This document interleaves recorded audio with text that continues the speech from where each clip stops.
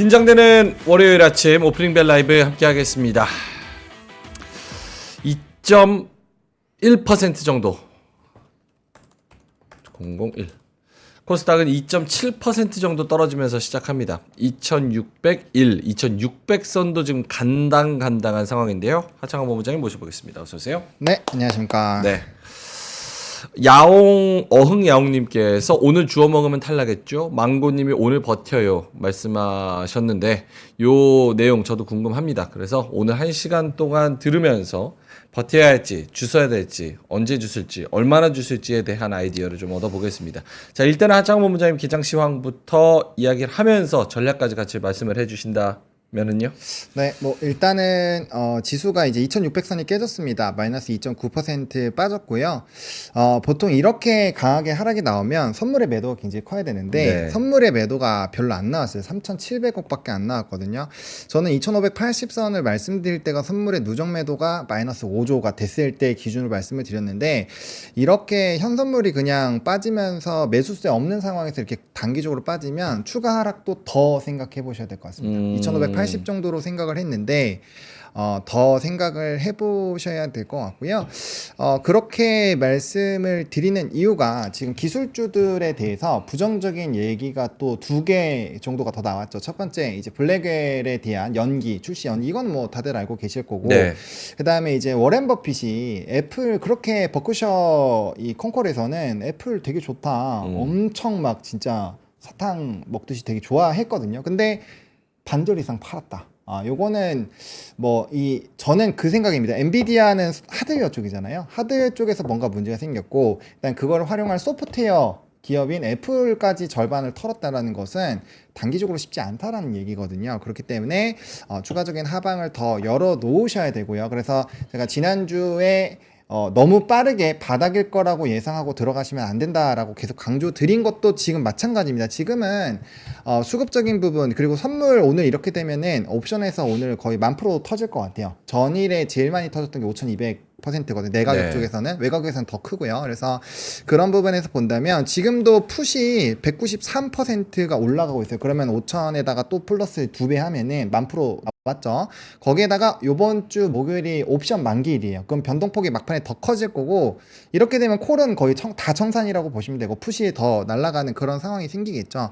그래서 그런 부분에서 본다라고 한다면 부담감이 상당히 커지는 부분이고 지금도 이제 선물의 매도세가 꼬작 700억 늘었는데 지수가 0.4% 밀렸거든요. 이러면 지금 반대 매매 오늘부터 왕창 진짜 나오기 시작을 할 거고 그렇죠. 제대로 나오는 거는 금요일에서 D 플러스 2니까 화요일부터 화요일 그렇죠. 오전부터 터져 나올 거고 거기서 만약에 매수세 안 나오면은 추가적으로 더 빠질 수 있어요. 그러니까 지금은 너무 예단해 가지고 막 들어가면은 진짜 큰일 날 수 있다라는 거고. 그러니까 반대 매매 나올 것 같이 예상해서 그냥 일반적으로 마이너스 맞은 투자자들도 월화에 패닉셀이 좀 나올 수도 있다는 거잖아요. 아니 못 버티고 나오는 거죠. 못 버티고. 버티고 나오는 거고 그거를 지금 돈 있으신 분들은 아마 뭐 적어도 어제부터는 막 이렇게 매수로 들어가기 시작을 했을 텐데 그분들 많이 안 담았어요. 예를 들면은 지금 전체 자금이 한 뭐 현금이 100이 있으면 한 5% 정도 10% 정도밖에 안 담았을 겁니다. 네. 그래서 금요일날 20% 담았다고 했을 때 제가 맞아요. 너무 많이 담았다라고 말씀을 드렸잖아요.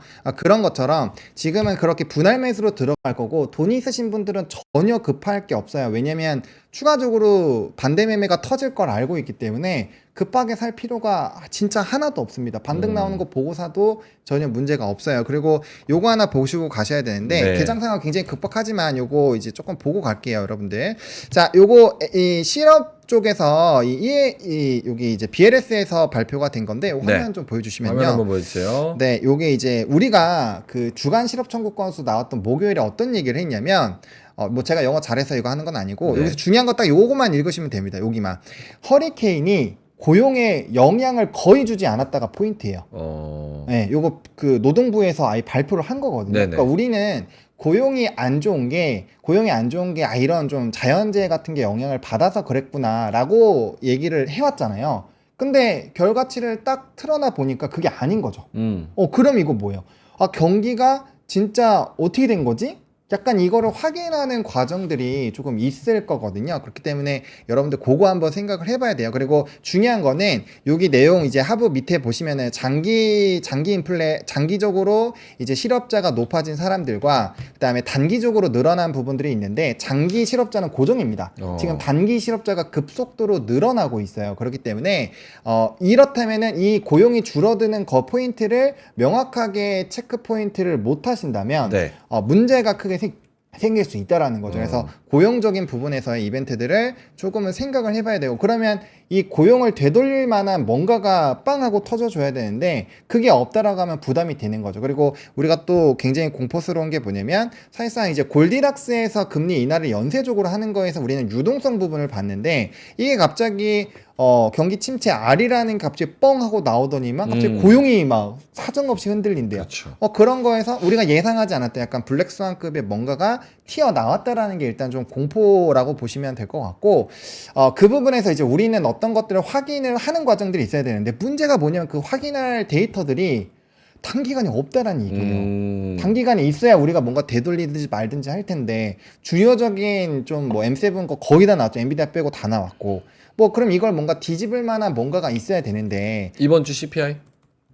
CPI는 이미 큰 의미를 주기가 어려워. 왜냐면 쉘터도 상승폭이 줄었고, 그러니까 오히려 더 안 좋은 영향으로 갈 수도 있는 거예요. 이미 쉘터 부분이 상승폭이 좀 줄었고 유가는 떨어졌기 때문에 사실상 그 데이터가 높게 나오기는 쉽지 않습니다. 근데 만약에라도 제가 이 헛웃음이 나온 건데 CPI마저 더 높아졌다. 그럼 진짜 큰일 나는 거예요.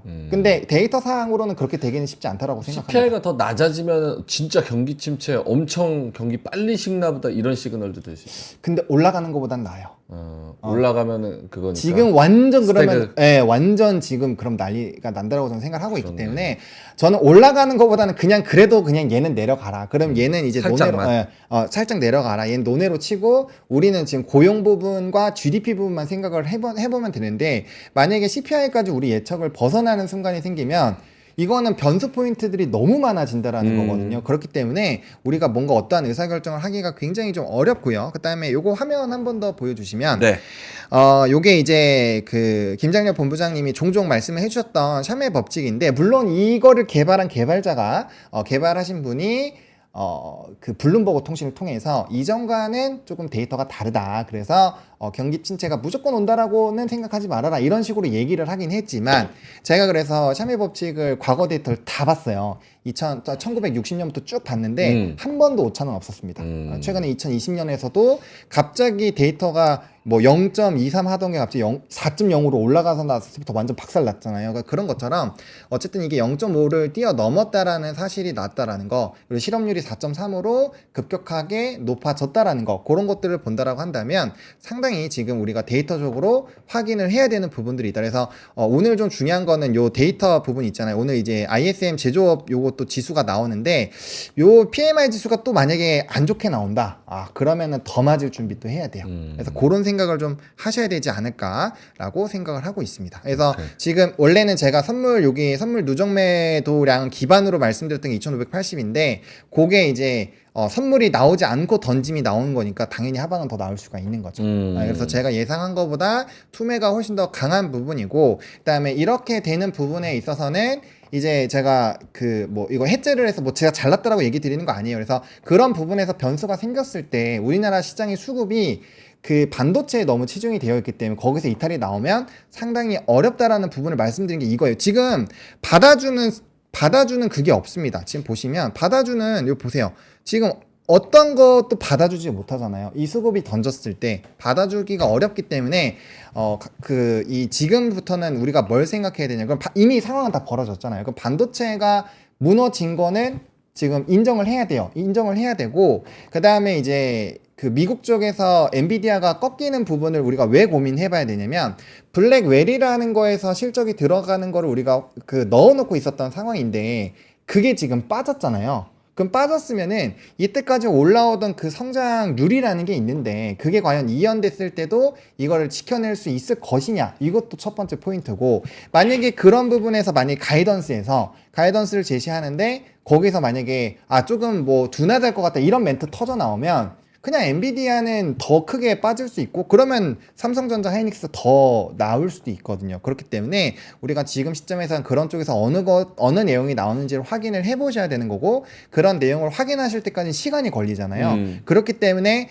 이거를 지금 너무 단기적으로 내가 이거 이 정도 떨어졌으면 사야지 이래버리면 안 된다라는 얘기를 계속 드리는 거예요. 그래서 제가 말씀드리고 싶은 건 제가 지난주 목요일과 금요일에 많이 떨어졌으니까 사야 되지 않아요 했을 때 제가 왜 사야 돼요? 라고 여쭤봤잖아요. 그런 질문을 한 게 뭐냐면 사야 되는 이유가 명확하게 있어야 돼요. 단순히 떨어졌다고 사는 거는 하락 초반 부분에서 말이 안 되는 내용이거든요. 그렇죠. 사더라도 이게 왜 이러한 근거에서 왜 사야 되는지가 나와야 되는데 지금 제가 굉장히 보수적으로 잡아놨던 시나리오를 하루 이틀 만에 다 깨버렸잖아요. 그러면 지금 선물이 지금 마이너스 6천억 더 확대가 되고 있는데 이러면 더 빠질 수 있다라는 거죠. 그렇다고 다른 나라들이 뭔가 강해서 버텨주냐 그것도 아니에요. 니케이 지금 마이너스 4.78이면 얘네도 지금 반도체가 박살나고 있다라는 거거든요. 게다가 지금 미니 선물, 미니 나스닥 또 마이너스 1.6이에요. 그러면 요거 반영되고 있는 상황이고 사실 이게 왜 이렇게 나올 수 있냐면은 아마 금요일 저녁에 확인하신 분들 알고 계실 거예요. 노동 데이터 딱 나오는 순간 미니 나스닥 마이너스 3.3 바로 찍었어요. 바로 찍고 나스닥도 시작 전에 마이너스 3.3까지 3.3, 3.4까지 빠졌다가 다시 말아 올린 거거든요. 이거 너무 많이 빠진 거 아니야? 근데 주말 지나고 나니까 무슨 일이 있었냐? 버크셔에서 워렌 버핏이 털었대요. 이런 얘기들 막 들리고 하니까 이제 추가적으로 그러면 뭐 이제 힘든가 보다 이렇게 되는 거죠. 그래서 제가 지금 말씀을 드리고 싶은 건 지금 어쨌든 늦었습니다. 여러분들 손절하기엔 이미 늦었다라고 말씀을 드렸고 손절을 하더라도 지금 털어서 뭔가 지금 여러분들 요 두 개 합해서 100종목 올라가는데 여기서 매매하셔가지고 돈 버실 수 있으시겠어요? 없어요. 이거는 지금 내려오고 있는 상황이기 때문에 지금 어쩔 수 없습니다. 버텨야 돼요. 버텨야 되고 현금이 있으신 분들은 어떻게 그거를 이제 분할로 해서 내 손실을 최소화하고 이 상승폭에서 어떻게 하는지를 생각을 하셔야 되는 게 우선순위고 내가 현금이 없으신 분들은 현금을 어떻게 마련할지를 생각을 하셔야겠죠. 그거는 뭐 제가 당장 뭐 1분, 2분 만에 설명드릴 수 있는 건 아니고 그건 이제 본인들이 본인 상황에 맞게끔 준비를 하셔야 되는 거예요. 이거 어쩔 수 없는 상황이죠. 왜? 지금 이게 증시가 갑자기 폭락이 나왔는데 갑자기 하루아침에 뭐 통장에 뭐 돈이 막 수백, 수천 막 이렇게 들어오진 않잖아요. 그러니까 그런 거 감안하셔가지고 내가 할 수 있는 게 뭔지를 체크하시고 그 다음에 그 할 수 있는 것 내에서 최선을 다해서 이제 수익을 좀 복구할 수 있는 그런 방법들을 어쩔 수 없이 해야 되는 상황이 왔다라고 정리 드리겠습니다. 알겠습니다. 그러니까 결론적으로 정리를 조금 하자면 지금 상황을 보니까 더 빠질 수 있을 가능성이 이번 주에 펼쳐질 수도 있을 것 같다. 네. 반대 매매에 대한 그런 신용에 대한 부담감도 있고 거기다가 지금 선물 시장 보니까 생각했던 것보다 조금 더 나와야 되는데 그것들이 아직 남아있는 물량들도 좀 있고 그래서 조금 더 빠질 수도 있기 때문에 지금 저가 매수를 고민하는 거는 조금 더 상황을 보고 고민을 해봐야 될 것 같다. 지금 상승 종목이 코스피에서만 30개, 하락 종목은 880개. 오르는 종목이 아예 없다고 봐야죠. 그렇죠. 코스닥도 마찬가지로 코스닥은 더 심하네. 상승 종목이 60개, 하락 종목이 1560개. 야. 오르는 종목 봐도 뭐 흥구석유, CCS, 퀀타매트릭스 이런 애들 빼고는 다 하락, 다 그냥 얻어 맞고 있는 상황이고 코스피 200이 지금 4% 가까이 떨어지니까 진짜 지금 사이드카 발동될 수도 있을 것 같아요. 그렇죠? 네, 뭐 지금 올라가는 게 말씀 주신 것처럼 이제 지정적 리스크까지 또 붙어 있잖아요. 지금 제가 뭐 오늘 신문을 하지는 못할 것 같아서 아예 꺼내놓지는 않았는데 신문에서도 대문짝만하게 전면전이라는 타이틀이 또 나와 있긴 하거든요.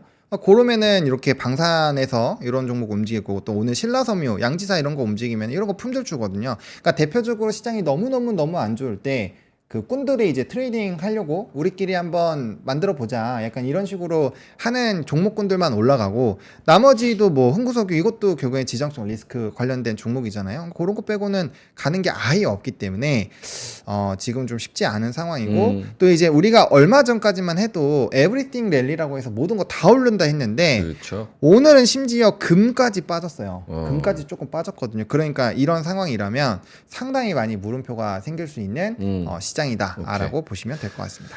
조금 다른 시각에서 한번 여쭤볼게요.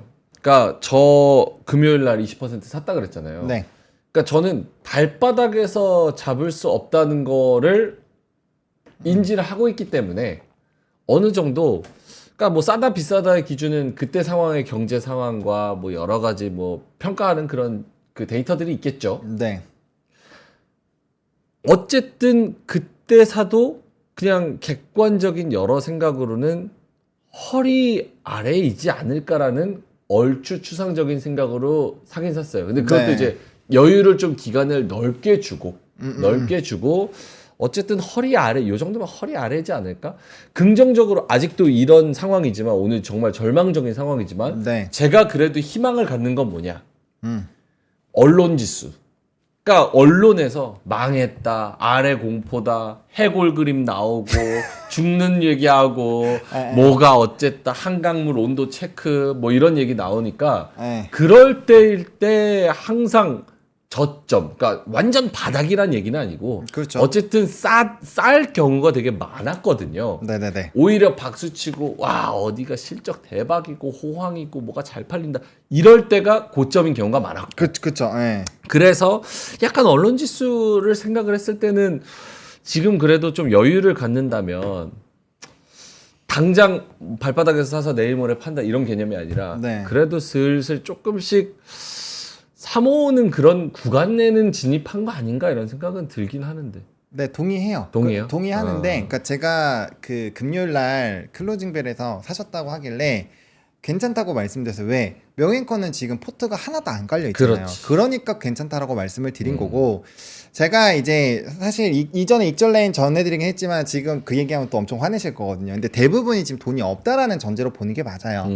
왜냐면 우리가 뭐 사람마다 다 판단이 있고 이게 사실 포트를 한 번에 줄이는 거는 정말 쉽지가 않습니다. 그 뭐 일갈미에도 버튼이 있지만 주식 하시는 분들은 알잖아요. 그 포지션을 한 방에 다 정리한다라는 거는 정말 매매 횟수가 많고 경험이 많지 않으면 그런 것들을 끊어내기가 정말 힘듭니다. 특히나 이제 뭐 코로나 때 이후로 들어오신 분들은 저는 불가능이라고 봐요. 왜? 코로나19 이후부터는 이렇게까지 큰 하락장이 온 적이 없어요. 근데 코로나 이전부터 하셨던 분들은 코로나 때의 경험이 있으니 그때 맨날 3% 4%씩 빠졌잖아요.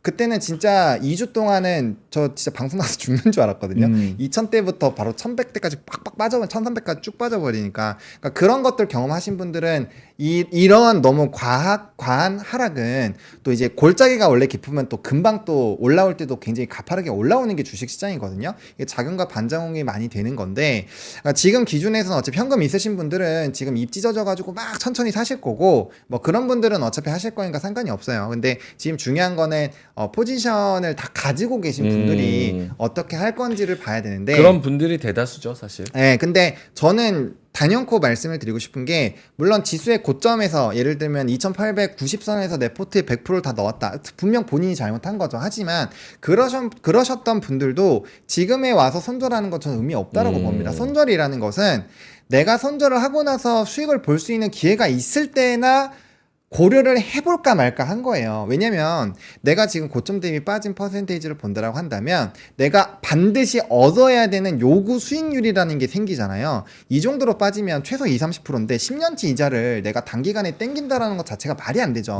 은행 이자는 여러분들 생각보다 굉장히 합리적으로 설정이 돼 있습니다. 1년 동안 돈이 굴려 있을 때 우리가 부동산 굴렸을 때 5% 6% 막 이렇게 마진 보고 들어가잖아요. 그런 것처럼 은행이라는 그 퍼센테이지는 안정성을 생각했을 때 굉장히 나름대로 체계적으로 설정이 되어 있는 거예요. 그러니까 네. 그 정도에도 사람들이 돈을 넣는 거거든요.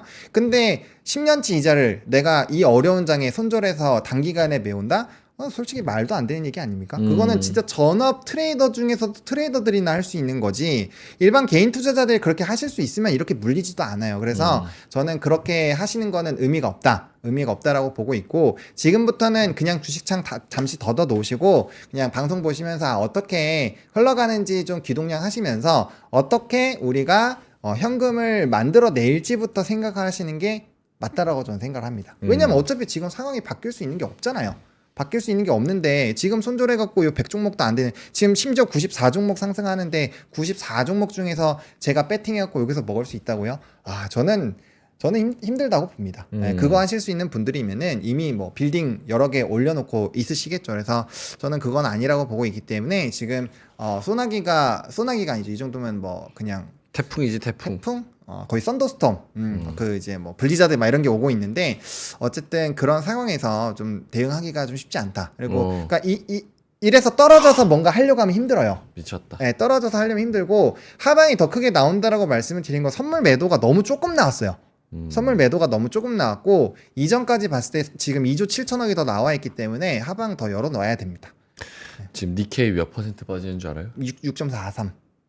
미쳤다. 그러니까 왜냐면 여기도 반도체 중심으로 올라갔기 때문에 반도체가 박살나면 이렇게 될 가능성이 높죠. 네. 이야.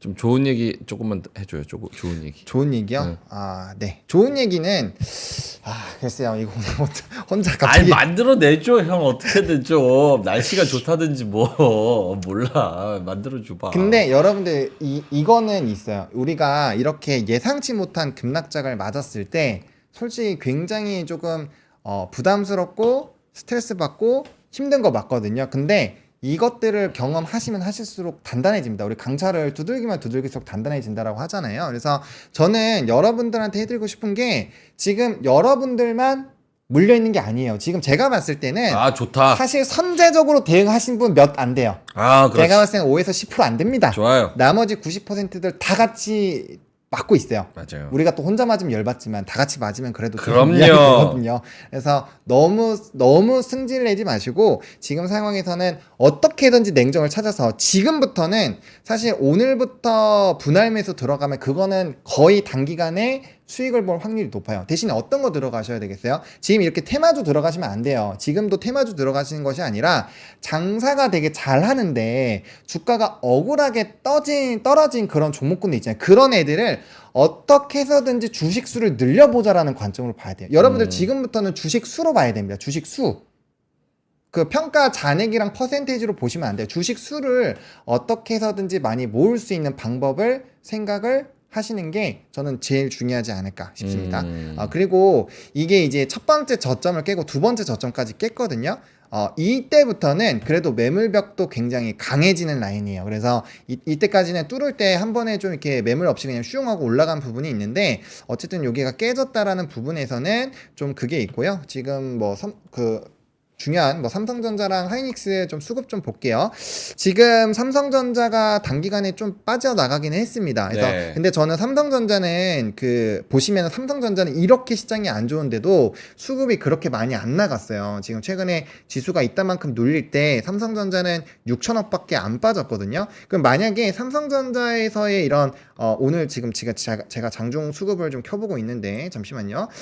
장중 수급에서 1,700억을 팔긴 하지만 그래도 이거 지금 이 연초까지도 보지 않았거든요. 이 보시면은 화면 한번 보여주세요. 화면 계속 보여주세요. 지금 아직도 14조가 삼성전자에 들어가 있어요. 근데 차이점이 뭐냐면 SK 하이닉스는 요게 5조 넘게 들어와 있었던 게 지금 거의 반토막이 나 있어요. 그러니까 지금 반도체로 보는 물량에서는 이제 많이 나와도 한 2조 안으로 끝날 수 있다라는 거예요. 왜냐면 3전에서 안 나오니까. 그러면 3전이 어쨌든 여기에서 외국인 수급 이탈이 크지 않으면 얘가 결국엔 지수 하방을 방어는 해줄 겁니다. 왜? 삼성전자 지금 다시 76,000원대까지 떨어졌는데 삼성전자 기준으로 보면은 이게 지금 우리가 얘네는 콜테스트나 이런 지금 기대감이 있잖아요. 엔비디아가 악재여서 삼성전자도 좀 해석에 약간의 얘기는 있는데 얘기는 노이즈는 있겠지만 그래도 진행이 되면 하이닉스의 물량을 얘가 뺏어 올 거란 말이에요. 그래서 만약에 삼성전자가 요런 라인에서 버텨준다라고 한다면 여기 밑에까지는 봐야 되는데 받아준다라고 한다면 지수는 좀 제한적일 확률이 높아요. 그리고 이게 양날의 칼일 수 있는데 삼성전자에서 아직 수급이 별로 안 나왔기 때문에 아직 진짜 공포적인 하락은 안 나왔다고 보시는 게 맞아요. 그거는 긍정적입니까? 아니면은 더 나올 거 있으니까 꽉 잡합니까? 저는 개인적으로는 삼성전자에서는 물량이 그렇게까지 막 엄청나게 많이 나올 거라고 생각은 안 해요. 왜냐면 삼성전자는 실적도 좋고 사실 우리나라 대표를 지표하는 것도 있고 그리고 요거까지 나가면 사실 지수는 없다고 봐야 되거든요. 근데 삼성전자까지, 그러니까 엔비디아나 반도체 쪽만 박살내는 거는 이해가 되는데 우리나라는 남대로 올라갈 때도 올라가지 않았기 때문에 패는 거에서도 전 세계 최대로 패면은 그건 좀 억울하잖아요. 그래서 그렇게까지는 아마 안 하지 않을까 싶기는 해서 그 부분까지. 근데 만약에 이제 반대로 그렇게 생각을 하고 있었는데 만약에 물량이 더 나와서 한다면 지수를 더 안 좋게 봐야겠죠. 그래서 그렇죠. 그거는 염두에 두시되 저는 그렇게까지는 안 될 것 같아요. 그래서 제가 봤었던 최악의 시나리오는 반도체 쪽에서 어쨌든 터져 나오는 건데 지금부터는 그래도 좀 매수가 들어오긴 할 거고 대신에 이제 반대 매매까지 생각한다면 월화까지는 좀 봐야 되고 오늘 이제 미국 지표 PMI까지 봐야 된다라는 점까지 본다면 분할 매수가 현금이 있다면 들어가시는 건 맞지만 어쨌든 지금 손절의 상황은 아니다라고 말씀을 드리고 싶습니다. 오케이.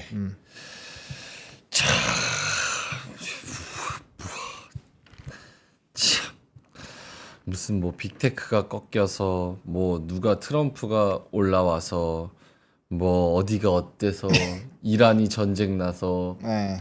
참 우리나라는 진짜 영향 많이 받습니다. 정말.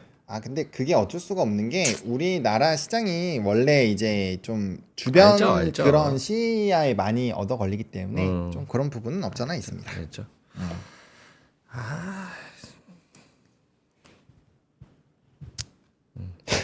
아니. 뭐라도 얘기를 해야. 입방정 떨면 안 될 것 같아가지고. 네. 저는 아직도 이거 개인 의견이니까 제 의견. 저는 아직도 가짜 하락 같아요. 잘 봐봐요. 지금 가짜라고 한지 지금 며칠 동안 몇 퍼센트 빠졌어요. 그러니까 제가 왜 그런 거를 경계하자라고 계속 말씀을 드렸냐면은 어떤 얘기를 계속 드려왔냐면 우리가 이제 하락은 사실 이렇게 급작스럽게 와요. 근데 이건 맞기 전에는 인정을 잘 안 해요. 그거를 인정을 못 하기 때문에 대응을 못 하는 것도 있어요. 이게 이렇게까지 빠진다고? 왜? 삼성전자 실적 이렇게 좋은데? 하이닉스 실적 이렇게 좋은데? 근데 우리가 그런 얘기들을 했잖아요. TSMC가 그렇게 실적이 좋고 캐펙스 투자도 그렇게 많이 하는데 그럼에도 불구하고 왜 못 갈까? 그럼 실적은 논외로 쳐야 될 수도 있다라는 가능성에 대해서 우리가 알아왔잖아요. 그러니까 사실 저는 그거는 좀 그것 때문에 그런 것 같아요. 떨어지게 된 주 계기가 이제 갑자기 느닷없이 너무 빠르게 부각된 아래 공포. 이거 마치 세상이 다 알에 대한 공포를 갖고 있었는데 마치 우리만 몰랐었던 것처럼 딱 가려놨다가 갑자기 이렇게 황 하고 원래 있었는데 약간 이런 식으로 막 좁히는 그런 상황이니까 이게 좀 어안이 벙벙하기는 하죠. 어안이 벙벙하긴 하는데 그럼에도 불구하고 그런 것들에서 전조 현상들은 저는 있었다라고 생각을 하고 있고요. 물론 그걸 캐치하는 거는 말도 안 되게 힘든 일이긴 하죠. 그래서 뭐 일단은 지금 일단 맞았으니까 그건 어쩔 수 없고요. 가짜 하락이라는 생각을 버려야 돼요. 지금은 현실을 직시를 해야 됩니다. 현실을 직시를 해야 되고 뭐 지금 수준이면은 그래도 뭐 분할 매수 자체는 나쁘지 않다라고 보고요. 그리고 그 전제는 삼성전자에서 수급이 많이 이탈이 안 된다는 전제하고 선물의 매도가 조금 덜 나와서 저는 좀 더 생각은 해봐야 되지만 네. 어쨌든 지금 현금이 있으시다면 이런 상황에서는 분할 매수가 들어가는 거는 맞다. 근데 이제 없으신 분들은 손절은 하지 마세요. 요러다가 갑자기 오케이. 반등 나오면 다 그 맞는 결론이 되게 중요한 것 같아요. 그러니까 이미 벌써 포지션을 많이 갖고 계신 분들은 손절하긴 늦었고 포지션이 없으신 분들은 그래도 허리 미치겠거니라면서 조금씩 일단은 사보는 거에 위치는 와 있다. 그 정도로. 그렇죠. 근데 이제 이 얘기하면은 그게 뭐 분할 매수야 이럴 수 있는데 보통 이제 분할 매수하라고 하시면 여러분들 한 3번? 진짜 많이 해야 5번밖에 안 하거든요. 저는 20분할은 최소 해야 된다고 봅니다. 20분할. 그러니까 지금부터 그러니까 우리가 며칠 전부터 했다고 쳐도 아직은 살 수 있는 여력이 충분히 있어야 돼요. 그렇게 해야 되는 게 맞고 분할 횟수를 최대한 늘려보자라고는 뭐 지속적으로 언급을 드려왔던 부분이 있기 때문에 그게 왜 그렇게 말씀드리냐면 하방이 여기서 끝날지 저기서 끝날지 지금 변수 포인트가 너무 많아요. 그럼 질문. 만약에 여기서 뭐 어쨌든 좀 더 빠지거나 아니면 기간 조정을 갖거나 뭐 여러 가지 노이즈들이 다 정리하고 네. 다시 올라간다고 했을 때 네. 사실 반도체는 그럼 아예 끝났다고 봐야겠네요. 왜냐? 일단은 지금 한번 뭐 파도가 왔다 갔고 거기다가 지금 손절을 못해서 매물대가 있는 그런 엔비디아나 뭐 여러 가지 종목들의 매물대가 쌓여 있는 그런 부분도 소화를 해야 되는 거고 그러니까 약간 반도체는 다시 한번 뭔가 얘네가 멱살 잡고 다시 끌고 올라간다라고 생각하기에는 조금 무리가 있는 거네. 다시 반등할 때도.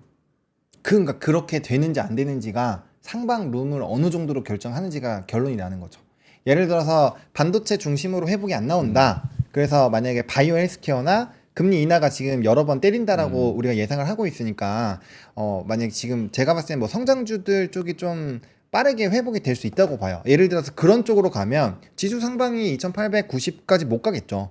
그러면은 우리가 이제 요거에서 다시 투자를 한다라고 했을 때 그러면 되돌림이 나오는 퍼센테이지를 난 2,700까지만 봐야지. 이런 식으로 우리가 볼 수 있는 그 되돌림의 퍼센테이지를 낮추는 거죠. 그런 식으로 생각을 하는 게 맞을 것 같고, 반도체가 돌아설지 안 설지는 봐야죠. 그거는 지금 무조건 끝났다라고 보기가 어려운 게, 예를 들어서 엔비디아가 요번에 블랙웰이 지연이 된다라고 그 얘기가 나왔는데 그쪽에서는 어쨌든 진행을 한다라고 얘기했거든요. 그래서 만약에 지연이 안 됐어요. 그리고 실적도 나오고 가이던스가 너무 좋아요. 너무 좋게 나오고 우리가 그 다음번 실적을 봤는데 엔비디아가 또 완전 성장률이 막 너무너무 나와요. 그러면은 거기로 돈이 또 가요. 상황이 바뀌면 돈이 또 가기 때문에 무조건 끝났다고 보기는 어렵다. 그거는 이제 기간 조정 거치고 하락 좀 멈출 때, 노이즈를 소화할 때 어디가 가느냐 이거를 보고 들어가는 게 좋지. 지금 뭐 반도체가 끝날 거 같냐 안 끝날 거 같냐, 이건 의미 없는 질문이다. 그렇죠. 왜냐면 이미 너무나도 많이 맞았기 때문에 여기서 끝났다 안 끝났다를 논하는 거는 큰 의미가 없다. 네, 그렇게 생각하고 있습니다. 알겠습니다. 이번 주가 또 어려운 한 주가 될 것 같습니다. 정말로. 왜냐하면 또 반대매매에 대한 그런 물량들, 또 여러 가지, 또 CPI도 이것도 높게 나오면은 또 높게 나온다고 또 스태그플레이션 얘기, 그렇죠. 낮게 나오면 또 낮게 나온다고 리세션 얘기. 요 부분을 좀 소화를 해야 되는 건데, 그래 그렇게 실업률 4%가 높은가? 4.3. 4.3은 뭐 안 높은데. 4.1에서 4.3. 그게 이제 퍼센테이지가 높아지면서 나오는 또 인디케이터들이 있잖아요. 그런 지표들이 있으니까 이제 논란이 되는 거죠. 그러니까 침체가 아니라 침체로 들어갈 것 같다라는 눈치 싸움에서 재빠르게 튈 사람들이 튀면서 시장이 지금 이렇게 되는 거잖아요. 그렇죠. 와, 난 모르겠다, 진짜. 알겠습니다. 그 워렌 버핏은 왜 팔았다고 보세요? 애플이고 뭐고 현금 만들어 놓는 게. 뭐 그 아저씨는 항상 이제 많이 떨어졌을 때 살려고 하는 사람이니까. 근데 그런 뉘앙스도 사실 꽤 주기는 했어요. 근데 이제 저는 조금 물음표가 생겼던 게, 그러면 가이던스나 콩콜에서 왜 애플 좋다고 얘기를 해가지고 사람들 헷갈리게 만드냐는 거예요. 그냥 비중 그냥 현금이 필요해서 축소했다 정도로만 끝나줬으면 이렇게까지는 아닌데, 그게 왜 노이즈가 되냐면 자기는 좋다라고 했거든요. 그리고 나중에 더 살 것처럼 얘기를 굉장히 해놨어요. 그래놓고 막상 뚜껑을 열어보니까 이제 애플을 반절 털었으니까. 그러면 그래, 버핏 아저씨가 우리 3% 출연하면은 욕 바가지로 먹을 걸? 여기서 좋다 그러고 자기 뒤에 가서 포지션 청산한 거 아니오? 그렇기는 한데 그러니까 버핏 아저씨 여기 와가지고 여기 악플 좀 받아봐야 돼. 악플을 어차피 못 읽으시니까 큰 의미가 없지 않을까. 오케이, 그래가지고 저는 다이렉트로 보지만. 그래서요. 네. 아무튼 그 얘기는 즉슨, 그러니까 저는 그거거든요. 이게 하드웨어에서 저는 그 시총이 계속 바뀌는 것도, 지금까지는 하드웨어가 집중된 시장이었지만 이게 이제 점점 프리미엄이 소멸이 되고, 그래서 이제 그런 데이터도 나왔어요. 우리나라 리포트에서 내년 상반기가 지나면 이런 이제 뭐 엔비디아 같은 이런 칩 같은 경우는 조금 공급이 많이 완화가 될 거다. 그래서 오히려 그런 시장은 좀 끝날 수 있다. 그 얘기는 즉슨 그게 끝나고 나면 뭐가 나오겠어요? 소프트웨어로 뭔가 퍼져나가는 것들이 나올 거잖아요. 그래서 저는 마소라든지 애플 같은 이런 종목군들이 이제 AI를 탑재를 하고 그다음에 이제 유료화를 하고 있고, 저도 써보니까 너무 좋으니까 이제 그런 쪽에서 이게 확장이 되면서 하드웨어에서 소프트웨어 쪽으로 넘어가지 않을까라는 기대감이 좀 높아지지 않을까 싶었거든요. 근데 애플을 반전 털었다라는 것은 그 시기 자체가 생각보다 빨리 안 올 수 있고, 애플이 또 최근에 많이 올랐잖아요. 그러면 지금 나오는 IT에 대한 기대감들, 그리고 그런 소프트웨어적인 그런 매력도가 현재 주가 대비 굉장히 강하지 않을 수 있는 그런 상황이기 때문에 매도를 했다라고 보거든요. 그러면 그런 것들은 그 사람을 추종하는 투자자들이 굉장히 많기 때문에 당연히 그거는 좀 투심적인 부분에서 영향을 줄 수가 있죠. 그렇죠. 네, 그래서 손이 나갈 부분들이 더 안 나간다라는 거니까 네, 그렇게 생각을 해보시면 좋을 것 같습니다. 알겠습니다. 여러분 같이 잘 힘내서 버팁시다.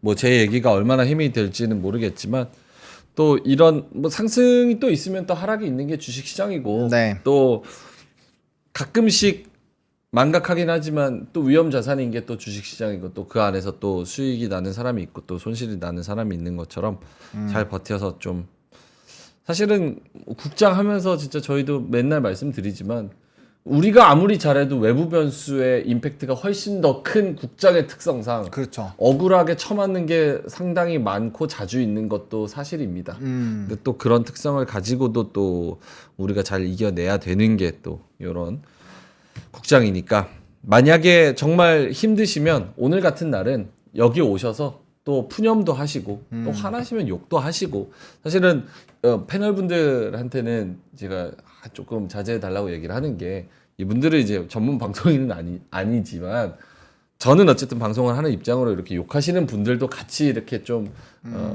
감정적인 것도 같이 이렇게 지나가고 이런 것도 또 제 역할이기 때문에 근데 저희가 떨어지게끔 한 건 아니잖아요. 우리가? 그죠? 그렇지. 그러니까 우리 잘못은 아니지, 당연히. 그러니까. 근데 뭐, 화나시는 분들도, 저분들이 뭐 잘못해서 뭐 떨어져요. 사실 뭐 미국이나 이란이나 전쟁하고 북한이 핵 쏘고 이거 뭐 내가 잘못했어? 그렇잖아요. 금투세 때문에 떨어지고, 뭐 때문에 떨어지고, 뭐 때문에 떨어지고, 이거 내가 잘못했냐고. 오를 때는 실적이 잘 나와도 안 올라. 실적 좋은 거 내가 골랐어, 공부해서. 근데 실적 잘 나와도 안 올라. 내가 공부한 건 그만큼 안 가면서 이란에 누구 세컨드가 죽었대. 근데 여기가 2% 떨어져. 이스라엘이 포를 쐈대. 근데 우리나라가 4%가 떨어져. 그러니까 이런 게 억울한 건데 그런 걸 또 푸념하는 많이 또. 억울하죠. 그거는 뭐. 오케이. 알겠습니다. 자, 그러면은 보노님 자료 한번 갈까요? 자료를 그럼 잠시만요. 제가 신문. 천천히 하세요. 네. 많은 분들이 또 이렇게 보시는 많고 오늘 지금 동접자가 평소보다 많잖아요. 근데 그만큼 걱정이 또 많으신 거니까 또 여기서 저희가 어떤 뾰족한 답을 드리지는 못하더라도 여기서 여러 가지 근데 뭐 새벽에 이제 제가 주말에 안 그래도 이제 제가 그 블로그 하잖아요. 그래서 그거 또 보시는 분들이 되게 힘들어 하셔가지고 네. 제가 나름대로 이틀 동안 정말 고민을 많이 해서 영상을 한 30분짜리를 찍었거든요. 찍어서 올려놨는데 사실상 방법이 그렇게 크진 않아요. 왜냐면 현금이 없으니까 아무것도 없으면 내가 뭔가 풀어낼 수 있는 키 자체가 지금 없는 상황이거든요. 그러면 당연히 키를 만드는 작업부터 해야 되잖아요. 그래서 만약에 그런 것들이 없으신다고 한다면 좀 너무 아무튼 조급하지만 않게끔 하셨으면 좋겠고, 그 다음에 저는 이걸 말씀드리고 싶어요. 빠진 것도 공포인데 만약에 지금이라도 나 현금 불안해서 가져야겠다 하시잖아요. 여기서 반등 나온다고 생각해 보세요. 진짜 지옥 열립니다. 그거는 진짜 지옥이야. 진짜 그냥 PTSD 와요. 진짜로. 진짜. 완전 오거든요. 그 상황이 안 올 것 같죠. 올 수도 있어요. 그러니까 지금은 손절하지 마세요. 지금 상황에서 손절하시면은 반등 나왔을 때 생각해 주시면 진짜 멘탈 터집니다. 그래서 그거 안 하셨으면 좋겠어요. 오케이. 자, 일단은 안 신문 좋은 가보죠. 네, 안 좋은 거부터. 이게 첫 번째가 요 헤즈볼라 곧 공습 이스라엘에 대한 요 내용인데, 사실 이제 이 내용이 뭐냐면 너무 좀 더럽나요? 네. 이 내용이 뭐냐면 어쨌든 간에 이제 이 지정학적 리스크가 추가적으로 확대가 될 수 있다라는 거고, 이거는 근데 사실 물가에 또 영향을 미칠 수가 있어요. 이게 뭐냐면 우리가 지정학적 리스크가 다시 한번 발생을 해봤다고 쳐보세요. 그러면 일단 방산주는 호재죠. 왜냐면 어떻게 보면 이제 정책 자금이 더 늘어날 수 있다라는 부분, 그리고 오늘 뭐 빅텍 스페코 이런 종목군 움직이는 것도 뭐 그러한 영향이 있어요. 그리고 요번에 이제 뭐 현대 로템이라든지 하나 에어로스페이스 금융 쪽으로 뭔가 문제가 있었던 거 좀 가속화된다라는 기사도 나왔거든요. 그러다 보니까 방산 쪽은 좀 좋을 수가 있고, 해운 쪽은 해운도 운임지수가 다시 올라갈 확률이 높습니다. 왜? 우회를 해야 되니까 운임지수 자체가 상승을 하면 다시 한번 랠리가 나올 수 있고, 이런 이 조선에 대한 이런 그 배가 운항하는 길이 길어지면은 배가 또 발주가 더 나와요. 최근에 컨테이너선이 많이 발주가 나온 것도 그런 부분인데, 그러면 이제 조선 쪽이 또 좋아질 수가 있겠죠. 그 다음에 이제 유가 이런 거는 이제 중동 지역이 아무래도 만약에 전면전으로 한다면 원유 생산에 분명 차질이 생길 거거든요. 네. 그래서 공급망 이슈로 또 원유 관련된 종목군들이 움직이긴 할 거예요. 그래서 그런 테마주가 나올 수 있는 부분이고, 그래서 이런 부분에서 그런 흐름들이 나오는 상황인데, 물론 오늘 그렇게 했으면 돈을 좀 벌었겠죠. 지금 그런 애들이 움직이고는 있거든요. 근데 네네. 저는 그냥 안 하셨으면 좋겠어요. 네, 그런 거를 하다가 대응을 잘 하시면 모를까, 대응 못하면 굉장히 힘들기 때문에 그거 좀 생각을 해보셔야 될 것 같고요. 이거 이스라엘 전면전 하는 거 준비하고 무슨 뭐 구호품 같은 거 다 준비해라, 방공호에 들어가라 막 이런 얘기 하는 것들이 언제 저게 땅 하고 나와요? 오늘 언제라 그랬던 것 같은데? 그게 그렇게 얘기는 나왔는데, 사실상 우리가 딱 그때 공격한다고 해서 딱 알 수 있는 건 아니죠. 네, 그렇게 하지는 않으니까 아마 변수 포인트를 좀 하지 않겠어요? 다 대비하고 있을 때 보통 전쟁이라는 게 전략적으로 하니까 상대방 긴장시키게 만들어 놓고 좀 불시에 원래 패잖아요. 그러니까 그런 것들을 좀 생각을 해보셔야 될 것 같고 이거 그 이스라엘이랑 네. 그 지금 헤즈볼라 관련해 가지고 네. 물론 그러면 안 되지만 전면전이 난다 그래서 더 전쟁의 격화가 실제로 되면 네. 미국 증시가 더 빠지고 우리 증시도 더 빠질 수도 있어요? 아니면 그것까지 리스크 감안해서 지금 좀 반영이 돼야 된다고 봐요? 저 더 빠진다고 생각합니다. 그러면 네. 우리나라 그러니까 미국장은 안 빠질 수 있는데 우리나라는 더 빠질 거예요. 왜냐하면 우리나라가 제일 억울한 게 뭐냐면 아직 휴전 상태잖아요. 해외에서는 우리나라를 되게 불안하게 보는 것 같아요.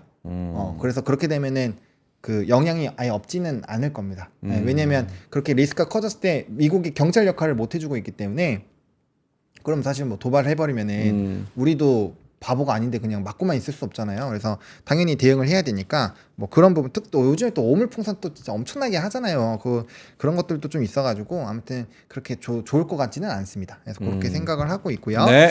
그 다음에 이제 좀 많기는 한데 어떤 거를 요거 해서 지금 채권이 많이 올라가고 있어요. 저봐 저 해골 그림 나왔잖아. 스크림이 나오긴 했는데 어쨌든 이 아래 공포가 있어서 채권이 많이 올라가는데 물론 저도 채권을 굉장히 좋게 보고 있기는 합니다만 저는 3배짜리는 좀 조심하자.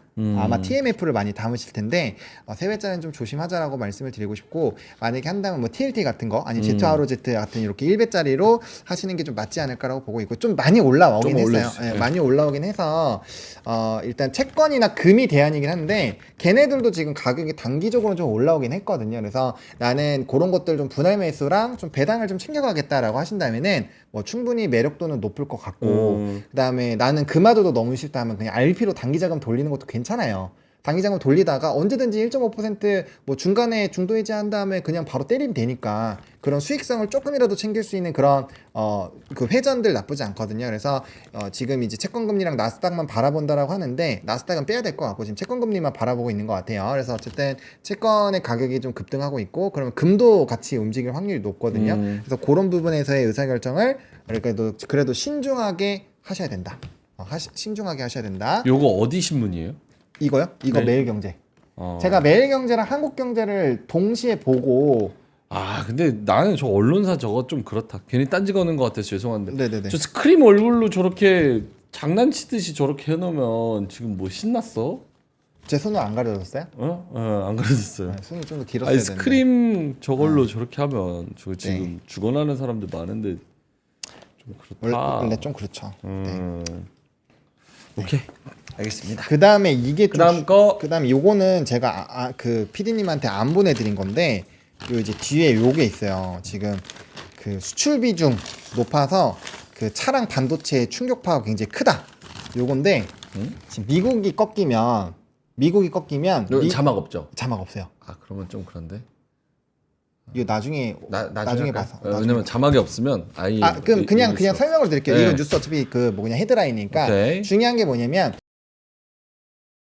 미국 쪽에서 경기 침체가 왔잖아. 지금 좋아졌었던 이유가 대미 수출이 많이 늘어나는 걸로 쭉 끌어왔잖아요. 그럼 대미 수출이 늘어나는 것 중에서 대표적인 게 화장품이기도 해요. 그러니까 화장품, 자동차, 반도체 뭐 이런 거 있잖아요. 이런 것들이 얘네가 안 좋아졌을 때, 경기가 안 좋아졌을 때 계속적으로 수출에 대한 흐름을 유지할 수 있겠느냐가 기사 내용이에요. 그래서 그렇게 되지 않으면 물론 화장품은 제가 끼워 넣은 거긴 하지만 그래서 그렇게 된다라고 한다면 나머지 관련된 종목군들도 상당히 문제가 될 수 있어요. 그래서 수출 데이터 중에서 원래는 이제 중국 수출이 줄어들었고 대미 수출이 높아지다 보니까 그쪽 연관된 쪽으로 수급이 쫙 풀어졌었잖아요. 근데 만약에 이게 현실화가 된다라고 한다면 반대로 생각을 하셔야 됩니다. 대미 수출이 높은 게 오히려 부정적일 수 있다. 네. 그렇게 생각을 해주시면 될 것 같아요. 그렇게 해주시면 될 것 같고 제가 요거는 할 것 같은데 원화표시 외평채라는 게 새로 생겼거든요. 외평채. 원화값 치솟을 나. 정부 달러 확보 총력전. 오. 네, 그래서 이게 그냥 요게 핵심은 그거예요. 원래 21년 만에 나온 거라고 해요. 그래서 앞으로 환에 대한 이런 리스크가 조금 더 완화될 수 있는 이거 외평채를 많이 발행한대요. 그래서 자주자주 발행을 한다라고 하니까 그런 부분에서 충분히 좀 이슈가 될 수 있을 것 같아서 요거 조금 체크를 해보시면 좋을 것 같습니다. 그 외에도 뭐 뉴스는 많은데 일단 뭐 요 정도만 해도 오케이. 네 괜찮아요. 알겠습니다. 자, 9시 45분 지나가고 있고요. 시장 다시 한번 볼까요? 사실 이거 보는 게 오늘 뭐 시황 별로 안 했잖아요. 시황 보는 게 의미가 없어요, 지금. 네, 쳐맞는데 뭐 이거 뭐 얘기한다고 무슨. 그래도 아까보단 조금 낫네. 3.64% 마이너스 2579. 야, 근데 진짜 너무한다, 너무해. 아, 너무 징징대서 죄송합니다. 아니, 4월 19일부터 7월 11일까지 올린 거. 3개월 동안 올린 거를 3일 만에 빼버려. 이거 차트 한번 보여주세요. 3개월 만에 지금 2553에서 4월 17일부터 쭉쭉 뭐 이 안에도 변동은 있었지만 이렇게 쭉쭉 올라오다가 여기까지 여기 4월 19일 여기서 여기까지 올라온 게 이제 7월 요거를 7월인데 지금 하나 둘 셋 3일 만에 야 진짜 너무한다 너무해. 이때 하락이 제가 최근에 나스닥 어이가 그 화면 보여드렸던 거 기억나세요? 나스닥에서 지정학적 리스크 있었을 때 좀 많이 뺀 적 있다라고 말씀을 드렸었는데 그게 이제 작년 8, 9, 10 요때였잖아요. 네. 그래서 나스닥 해가지고 이때가 나스닥이 좀 꺾였다 해서 나스닥이 고점에서 12% 빠졌고 그다음에 우리나라도 지금 보시면 고점 대비 이때가 14% 빠졌거든요. 지금 12.87 빠졌으니까 한 1, 2% 정도 더 빠지면 반등이 나올 수가 있어요. 그러니까 이게 패턴이 좀 비슷하게 나오는데 물론 기울기가 굉장히 가파르긴 했습니다만 어쨌든 요 전후로 좀 봐야 되고 이 뭐 다 떨어져서 얘기 드린 건 아니었으니까 좀 충분히 위에서 또 만약에 선물 다 매도하면 가정을 했을 때 여기까지 빠질 수 있다라는 것들을 조금 얘기를 드렸던 부분이고 뭐 좀 저가 좀 걱정되는 건 그거예요. 요까지 빠졌으면은 적어도 4조 정도는 나와 있어야 되거든요. 그래야 맞았어도 좀 이제 그 우리가 맞을 때도 이렇게 막 보잖아요. 맞다 보면 이렇게 더 때리나 이렇게 막 봐요. 우리가 저 어릴 때 막 맞았을 때 막 그랬거든요. 선생님한테 맞을 때. 근데 보면은 이게 이렇게 평소에 패던 그 횟수가 있잖아요. 네. 그러면 그런 걸 감안해서 이 정도면 이제 몇 대만 더 차면 돼 이런 게 있는데 지금은 선물 매도가 이렇게 애매하게 나와버리면 좀 물음표가 많이 생긴다는 거죠. 그리고 지금 저는 살짝 소강 상태인데 요거 예단하면 안 돼요. 왜? 지금 풋옵션이 초반에 160%였거든요. 지금 플러스 265%까지 올랐어요. 그러면은 5200% 곱하기 2.6 해버리면은 지금 한 13,000% 정도 130배 터졌거든요. 그러니까 이게 근데 선물 옵션 만기가 이번 주 목요일이니까 이게 더 변화가 되면 파생해서 콜이 다 죽어버리고 풋만 더 터지면 쉽지 않거든요. 그래서 그러면 수급적인 이탈이 더 나올 수 있고 또 너무 안타깝게도 외국인 선물 매도가 장 초반 대비 계속 늘어나고 있어요. 이러면 이렇게 지금 막 뭔가 손바뀜 만들다가 또 추가적으로 나오면 쉽지가 않거든요. 이게 매수가 개인이 어제도 전거래에도 1조 넘게 샀어요. 네. 지금 벌써 4천억 샀거든요. 그러면 자금이 슬슬 부족해질 확률을 배제할 수 없어요. 네, 왜냐하면 돈을 갖고 계신 분들 그렇게 많지 않기 때문에 그래서 그런 또 매수세가 약해지는 것도 감안하셔야 되기 때문에 지금 수급상으로 봤을 때 뭐 종목은 볼 필요도 없고 이제 봤을 때는 조금은 아직도 좀 불안한 부분들이 없잖아 있다. 그리고 미니 나스닥 선물도 우리가 1.6%, 1.5% 얘기했잖아요. 지금 또 1.8%예요. 그러니까 이게 더 빠지면 반응을 할 수밖에 없어요. 그래서 지금 그런 부분들이 너무 부정적으로 작용을 하고 있기 때문에 지금 이렇게 이 악물고 지금은 버티시고 네. 저는 못 버티시겠다. 그냥 핸드폰 부수세요. 그게 더 낫습니다. 핸드폰을 부숴서 핸드폰을 손절하세요. 오케이. 네, 그게 훨씬 낫습니다. 그래서 지금 이 소나기에서 손절하는 건 답이 없습니다. 그래서 일단은 지금 만약에 해서 2300까지 가더라도 버티는 게 더 나을 수가 있어요. 그래서 어차피 지금부터 빠지는 거에서 잘 대응 못 합니다. 그래서 무조건 버티고 지금 이런 일이 없었다고 생각하시고 현실 생활 엄청 열심히 하시고 네. 좋은 얘기 나올 때 그때 관심 가지시면서 돈을 좀 열심히 모아보자. 진짜 그렇게 해드리고 싶습니다. 알겠습니다. 제이슨 신님께서 진행자가 왜 이렇게 징징대 말줄여 캐롯님이 징징 듣기 싫다 말씀하셔서 맞습니다. 징징대지 않겠습니다.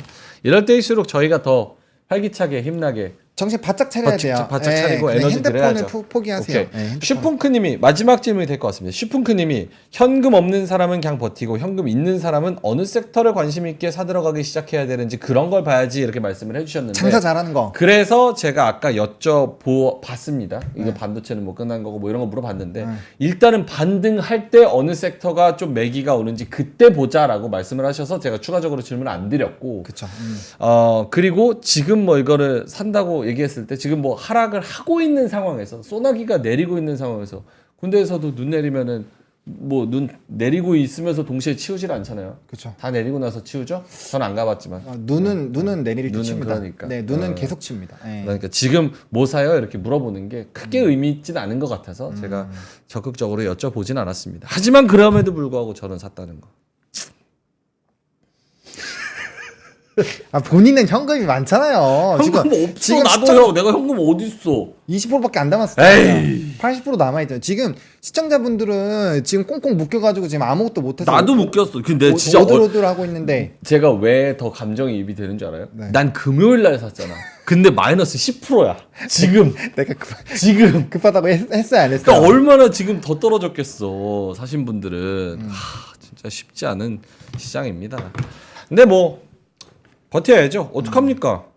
많이 분할을 하셔야 됩니다. 많이. 그래서 이럴 때일수록 그런 생각을 많이 해요. 그러니까 내가 정말 한강 가고 싶다는 생각이 그거 절대 안 돼요. 들 절대 안 정도로 돼. 그러니까 들 정도로 많은 비중을 주식에 실었으면 그거는 내 그릇보다 더 많이 위험 자산에 담았다고 저는 생각해요. 그러니까 이렇게 떨어져도 전략을 세울 수 있을 정도로 제정신일 정도로만 담아야지. 그렇죠. 그거는 그냥 해제 그랬지 한번 할게요. 그거 이미 올랐을 때 심장 쿵쾅쿵쾅 하시면 다 줄여놓으라고 했잖아요. 그러니까 그릇만큼 해야 돼요. 이거를 그러니까. 과하면은 토해낼 수밖에 없고 그다음에 만약에 지금 엄청 쿵쾅쿵쾅 하시면은 제가 말씀드렸죠. 솔루션 드렸어요. 그냥 핸드폰을 포기하세요. 어플 포기하시고 핸드폰 포기하시고 진짜 딱 한 달만 딱 눈 감고 나 주식 이때까지 평생 해본 적 없어 하고 그냥 꾹 감고 있으시면은 지금보단 좋아졌을 확률이 높아요. 그러니까 우리가 안 좋을 때 너무 공포스러울 때 뭔가 의사결정을 하려고 하지 마세요. 좋은 의사결정을 하기가 어렵습니다. 어려워요. 이미 그러니까 실기라는 표현이 있잖아요. 때를 놓쳤다. 때가 왜 있어요? 우리가 맨날 다 돌이킬 수 있으면 그 때가 어디 있습니다. 그래서 지금 정말 나쁜 생각하지 마시고 최대한 긍정적인 생각, 최대한 행복한 생각만 하시고 우리 확정 손실 안 했잖아요. 확정 손실 안 했으니까 이거는 잠재적 손실이에요. 언제든지 시간으로 해결을 할 수 있는 그런 상황입니다. 그래서 너무 나쁜 생각하지 마시고 천천히 풀어나가시려는 방법으로 생각하셔야 된다라는 거 꼭 강조드리고 싶습니다. 오케이, 알겠습니다. 가죠 이제 가야 됩니다. 저 노력했습니다. 저 노력했어요. 오늘 김장훈 네. 본부장님이 이게 제가 장이 진짜 안 좋은 게 그 원래 본업이 있으신데 이제 그쪽에서 이제 긴급 회의를 하시는데 15분에 오신다고 하고 못 오신 것 같습니다. 못 오셨는지 아니면은 뭐 안 오신 건지 뭐 모르겠는데 어쨌든 그런 상황이고 낙타님께서 내 글도 읽어줘 한 잔 해 이렇게 말씀하셔서 오늘은 진짜 좀 한 잔 해도 되잖아요. 제가 술 끊었지만 술 끊은 지 좀 됐는데 한 4일째 비도 오니까 오늘 같은 경우에는 뭐 파전에 막걸리 오늘 비 와요? 아까 저 우산 들고 왔어요. 그래요? 네, 비 맞고 왔어요. 파전에 막걸리로 갑시다. 보쌈까지. 근데 오늘 같은 날 파전은 사치다 솔직히. 파전 정도는 먹게 해줘요. 새우깡 먹어. 새우깡. 뻥이로나. 새우깡. 근데 요즘 과자도 비싼 것 같아요. 과자도 엄청 비싸요. 네, 많이 비싸졌습니다. 홈런볼이 진짜 예전에 저 2,000원. 아기 때는 홈런볼 500원짜리 사면 진짜 가득 들었었거든요. 덩어리도 엄청 컸어요. 덩어리도 컸고. 컸어요. 네. 근데 지금은 덩어리 조그매졌고 안에 열어보면 셀 수가 있어. 육안으로. 제가 그거 양볼에 넣고 먹거든요. 그 몇 번 넣으면 없어요. 진짜 예전에는 한 2분은 먹었거든요. 양볼에 넣고 먹는다고. 이렇게 먹거든요. 다람쥐처럼. 다람쥐처럼 먹는데 그거 뭐 한 1분도 안 돼서 벌써 없네? 막 이래요. 그래서 좀 과자는 좀 너무 저에게 실망감을 많이 줍니다. 네. 구름샘 형님이 수돗물을 안주로 쇠주 마셔라. 이렇게 그런 거 하지 마세요. 좀 맛있는 거 드시고 이럴 때일수록 더 힘나게. 우리나라처럼 이렇게 수돗물을 먹을 수 있는 나라가 몇 안 돼요. 그렇죠. 물이 굉장히 깨끗하니까. 아리수 정말 맛있습니다. 서울의 아리수 그거 마시면서 쇠주 드시고 요즘엔 MZ들 그것도 있더라고요. 돈이 거요? 없으면 네. 술을 마셔. 근데 공기 안주래. 정신 좀 아픈 거 아니에요? 알겠습니다. 네. 자, 좀 실없는 이야기 해봤습니다. 조금이라도 분위기를 바꿔보려고. 이럴 때일수록 뭐 돈 날리는 것도 날리는 거지만 네. 스트레스 받거나 혹은 굶거나 뭐 이렇게 해서 술 너무 많이 마시거나 이렇게 아, 건강 해치면 절대 안 되죠. 절대 안 됩니다. 그 무조건 주식 하나라도 더 늘리자라는 관점으로 모든 시나리오를 세우시는 게 제일 중요합니다. 그 지금은 사면 다 수익이에요. 그렇게 생각하시고 어떻게든 늘려보자. 그 생각만 하시면 됩니다. 휴대폰은 네 잠시 하나 보내주시고 신약 아예 나왔으니까. 안 보는 것도 신약 나왔으니까. 방법이죠. 바꾸는 거 좋죠. 네, 알겠습니다. 오늘 그 옵투스 제약 PPL이 있는데 오늘 사실 PPL은 안 할게요. 윤재님 죄송해요. 네, PPL은 오늘은 분위기가 그리고 이게 제품이 다음 주 수요일 날 들어오는 거라서 오늘 굳이 안 해도 윤재님 죄송합니다. 네. 대신에 이제 장 좋을 때는 조금 반응을 많이 해주세요. 오늘 PPL은 양심상 그리고 또 분위기상 조금 다음에 하도록 하겠습니다. 자 그러면은 저희는 이만 물러가도록 하겠고요. 장이 조금 소화를 하면서 마음 같아서는 저희가 클로징벨 할 때는 조금 더 괜찮은 상황에서 네. 좀 웃음과 유쾌함과 정보를 좀 드렸으면 좋겠습니다. 힘내시고요. 그리고 10시에 또 어떤 움직임이 나오는 약속의 10시, 약속의 2시. 요때 어떤 움직임이 나오는지 한번 확인을 해보시고 수급이 또 어떻게 바뀌는지에 따라서 좀 고민을 많이 해보셨으면 좋겠고요. 뒤에 그거 있죠? 아침엔 투자 있죠? 뒤에 아침엔 투자가 있어가지고 저희가 새로 론칭하는 프로그램인데 어허. 오늘 같은 날 론칭을 새로 해서 저분들도 저분들인데 여러분 같이 삽시다. 그래서 조금 반응을 해주시고 뒤에 우리 허재문 아나운서가 진행을 굉장히 재밌게 잘합니다. 그래서 아침엔 보시면서 좀 웃으시면서 같이 주식 고민도 같이 해결하시는 그 시간 첫 방송 오늘 10시에 지금 시작이 되니까요. 바로 시작할 테니까 많은 관심 부탁드리고요. 요 아침엔이랑 같이 또 여러 가지 투자 고민들 같이 해결해 보시면 좋을 것 같습니다. 자, 그러면 저희는 3시 20분에 뵙겠습니다. 화이팅 하시고요. 고맙습니다. 감사합니다. 박근영, 이선영, 사경인, 염승환 투자 마스터들의 세심한 케어로 건강한 투자 습관을 만드세요. 3프로 멤버십 3프로 앱에서 확인하세요.